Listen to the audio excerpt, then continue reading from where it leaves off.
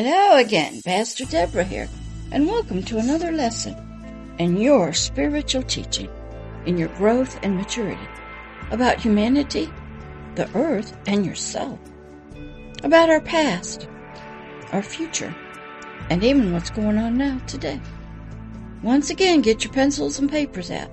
We're in class, and we are in another episode of the Spiritual Babylon series, the kingdom of darkness on earth and in the hearts of humanity. That's right, your heart can have a kingdom of darkness, a government over your heart, your mind, your soul, even your biological body, and your spirit. That's right. And you may not even be who you think you really are. But here in this lesson, episode number 12 of Spiritual Babylon, which we had been talking about how the many nations came to be with the different languages and cultures and traditions from God himself. Remember the flood, the story of the flood. All cultures have it.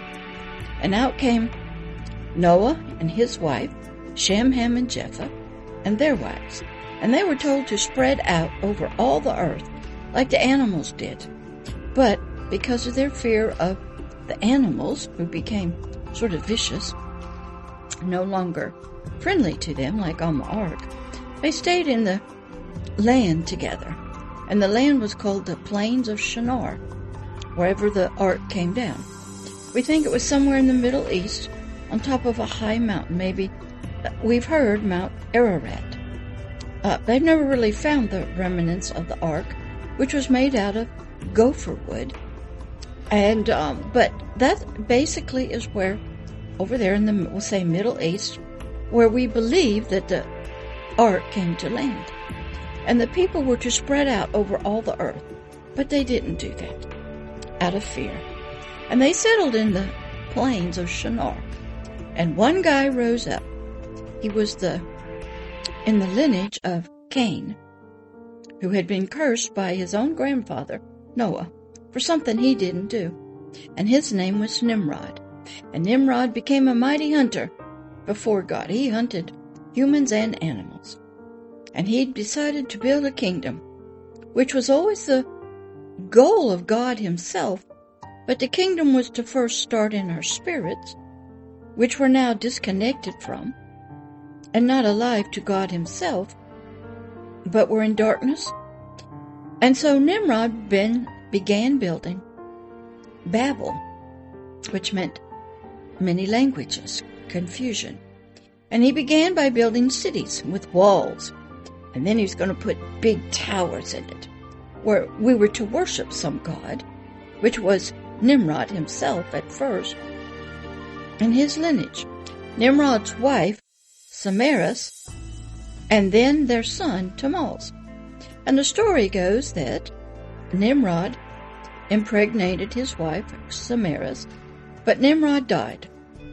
And so Samaras said that she was incarnated by a heavenly god, and out came Tammuz, who was the son of God.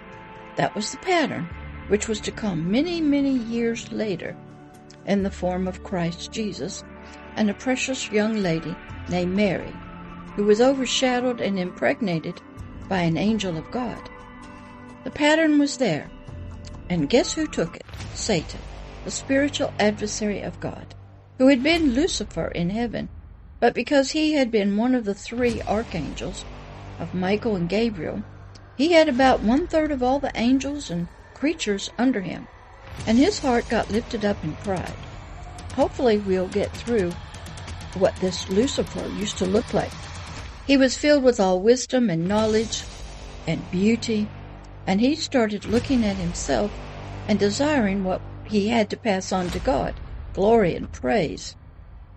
And he wanted to become the king of heaven. Well, God heard his thoughts, his heart, and cast him down to the earth, where we live, as lightning.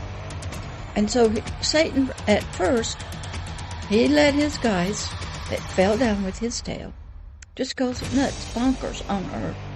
And it got so bad that God looked down at all of nature and humanity and said, I have to destroy it. So he sent a flood.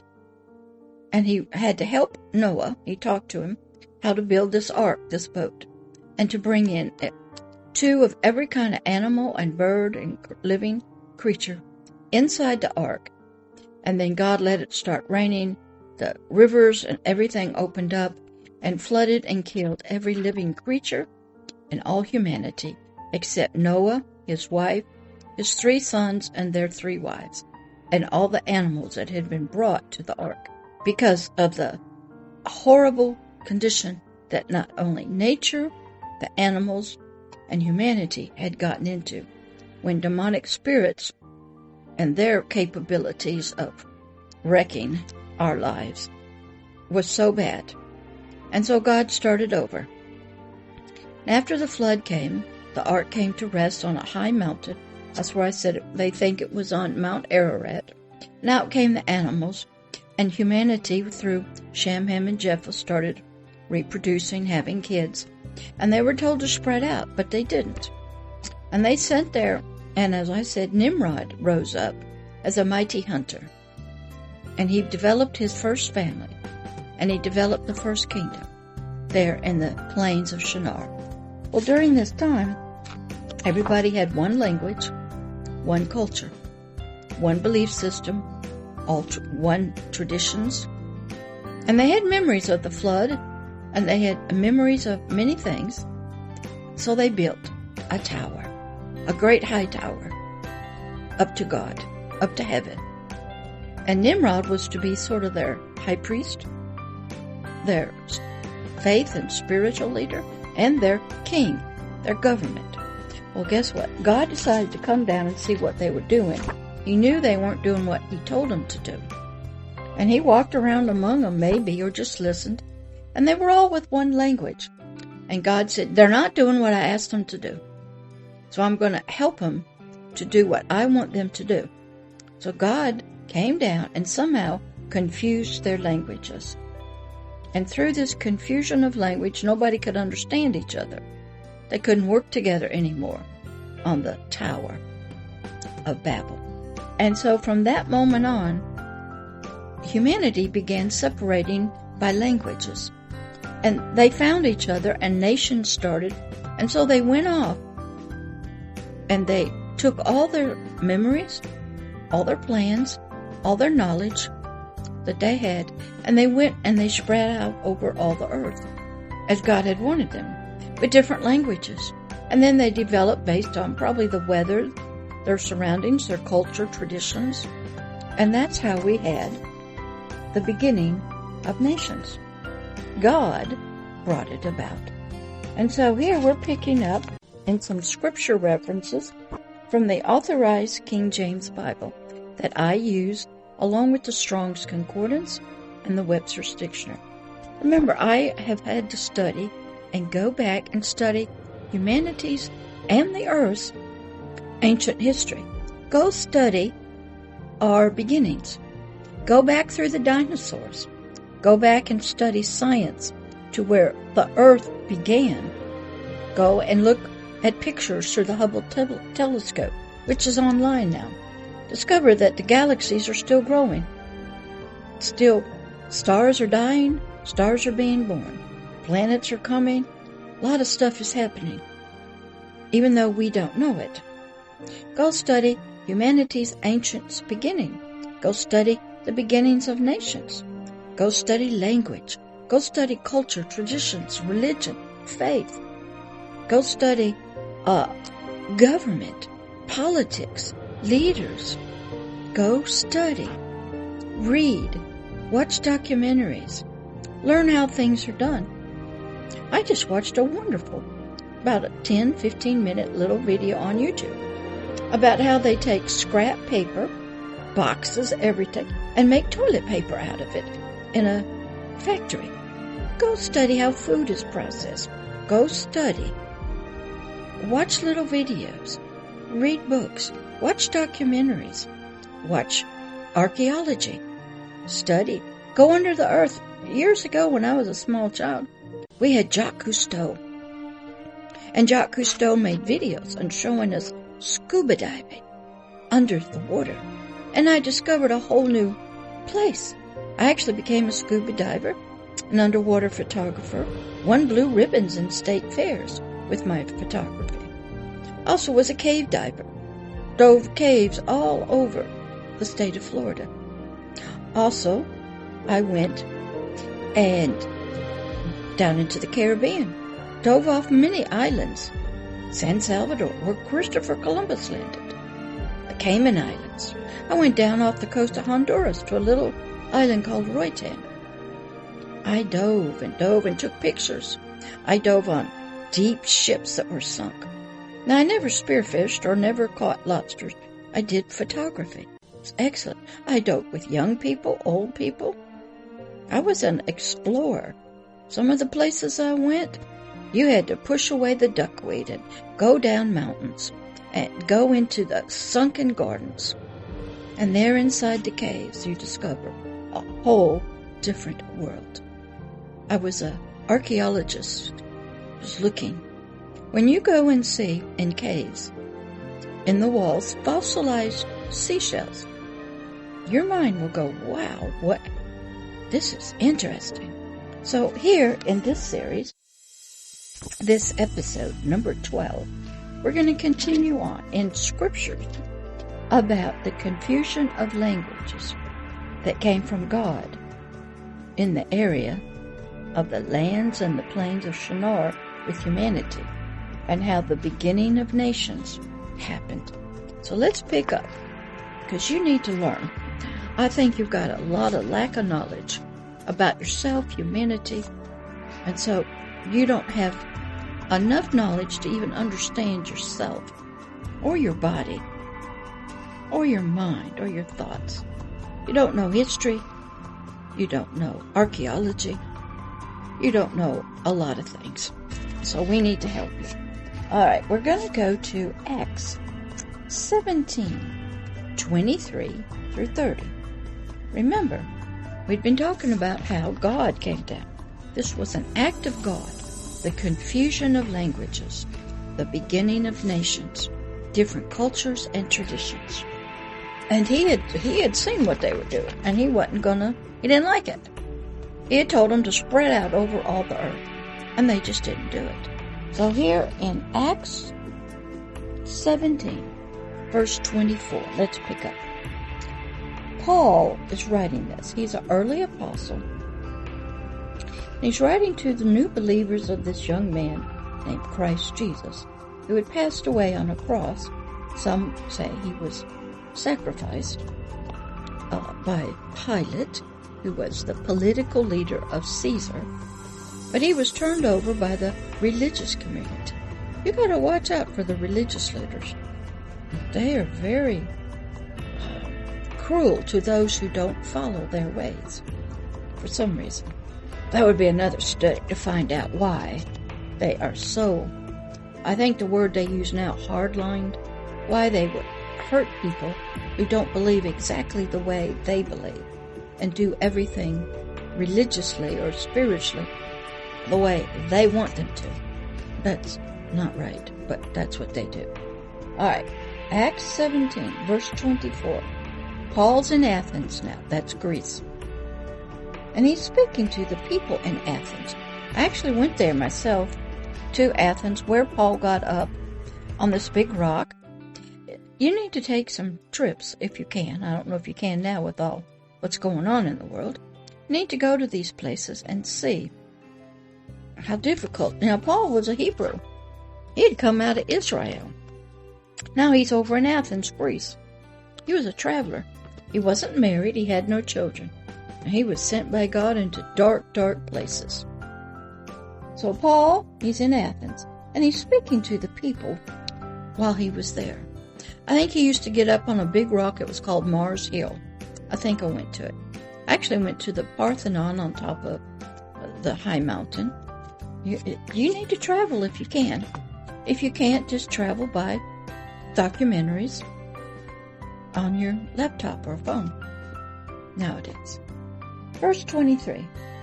For as I passed by, and I beheld your devotions, for I found an altar, a rock, a place a temple with the inscription, "To the unknown God." This is Paul talking to the Athenians, saying, I passed by a rock that you got this inscription on, "To the unknown God." See, humanity has known about a God, didn't really know him, but they heard about him. And Paul spoke to these people in Athens, saying, "To whom therefore you ignorantly worship." How many of you ignorantly worship God? Do you really know him? Have you ever met him? Has he ever talked to you? Have you ever been to his place, wherever he lives? Well, this unknown God, who this altar you worship at, is, as Paul declares, I unto you. Verse 24. He is saying, this God that you don't know, but you are worshiping ignorantly, which you probably are yourself, God that made the world, he says, and all the things therein, that's who you're worshiping. Seeing that he is Lord, that means owner of heaven and earth. Oh, that's right. This God they're worshiping, they don't know, he's the owner, the Lord, the creator of heaven and earth. And he dwells and lives not in temples made with hands. Nowadays we might call them mosques, churches, buildings. That's right. He doesn't live in those. He used to. Back in the early days, you had to go to maybe a temple, and he was in the Holy of Holies, he said, but he doesn't live there anymore. He's out and among us. Verse 25. Neither is he worshipped with men's hands, as though he needed anything. Think about your prayers and your fasting. Is that really what he wants? Do you even know what real prayer and real fasting is to God? I had to do a study on prayer and fasting. You go look up that video. It's interesting what kind of fasting he's talking about versus the kind of fasting we do. As though he needed anything, seeing he gives to all life and breath. When you look at an animal, do you see God? When you look at a plant, do you see God? When you look at the stars, the moon, do you see God? Do you see God in the heavens, the air, a rose, a squirrel, a bug? Do you see God? Do you see his hand of creation? That he gave all life to it and its breath to all things? That's right. Verse 26. And he has made of one blood all nations of men for to dwell in, to live on all the face of the earth, and has determined our times before we were even here. They have been appointed, and the boundaries and the borders of our habitation. Well, why did he do this? You got to start studying God. You know, I learned a lot when I had a story, and I'll tell you, and then we'll close out. I'll tell you a story about the golden pine cone, and it'll help you to understand so you can look beyond this natural world. When I was taking a lot of walks, there's a lot of pine trees around where I live, and there would be pine trees in the pine cones in the road. Some of them be crushed, cut in half because of a lawnmower, and I would hear these broken, destroyed, injured pine cones speaking to me. Can you imagine a pine cone speaking? And it would say to me, please help me, please help me. I can't be all that I'm supposed to be. I'm supposed to be over there in the dirt, letting my seeds down to grow a new tree. But I'm out here in the road, and I'm crushed and I'm bruised. Please throw me back in the dirt, help me. A pine cone talking to me like that. But what I learned, nature has a voice. And nature will talk to you if you have ears to hear. So I'd pick up these pine cones and throw them back into the woods so they could produce their seeds which was what their purpose was. Just the same as a human, to have children, babies. Then what I heard, as I'm still walking, was a thank you from them. Then all of a sudden, a golden pine cone spiritually appeared before me and said, those brown pine cones were just a shadow of Him who lives in the Garden of Eden, which is golden and glorious and beautiful. And this was the natural world that was based on the spiritual world of the garden. And this golden pine cone thanked me for caring about His shadow, or you might say His soul, that helpmate of Him. The golden pine cone wanted humanity's natural abilities, our soul and our biological body, to understand the unseen world of the spiritual Garden of Eden. So a golden pine cone was sort of like the original of the brown pine cones. All the pine cones in the Garden of Eden are golden, not brown. But this golden pine cone said that these brown pine cones in the natural world were a representation, a shadow of Him, a real golden pine cone. So I had two worlds open up to me through pine cones. And I learned so much about the spiritual realm, the Garden of Eden, that nature has a voice, it will talk to you, and if you appreciate nature that we see with our five senses, the spiritual realm is happy. But when we shed blood, we abuse our natural world that we live in with our physical body. The spiritual realm is saddened because we don't appreciate what's been given to us, what's been created for us to live in. So here, in this episode of Spiritual Babylon, the Kingdom of Darkness, the confusion of languages from God, the beginning of nations, we are learning that many thousands of years after the Babylon confusion of languages happened, we're hearing a young man, Paul, talk to humanity in Athens. He calls it Mars Hill, about this unknown God that they had sacrificed to, were worshiping. And that tells you a lot about humanity. Most of us these days don't even know this unknown God. We're worshiping, we're praying, we're seeking, sort of, but we haven't met Him yet. So my job as a teacher is to help you understand yourself, understand the natural world, understand nature, understand religion, we'll say, understand spiritual things that have been hidden from you. Maybe you get bits and pieces of it in dreams, or fairy tales, or comic books, or science fiction, or in movies, or in pictures, or in art, or in statues. Or you get a thought that you don't know where it comes from. My job is to help you rediscover who you really were in the beginning. Not that evil, wicked stuff, but the who you were in the garden. And all about the spiritual kingdom of heaven on earth and the spiritual kingdom of darkness on earth. That's right.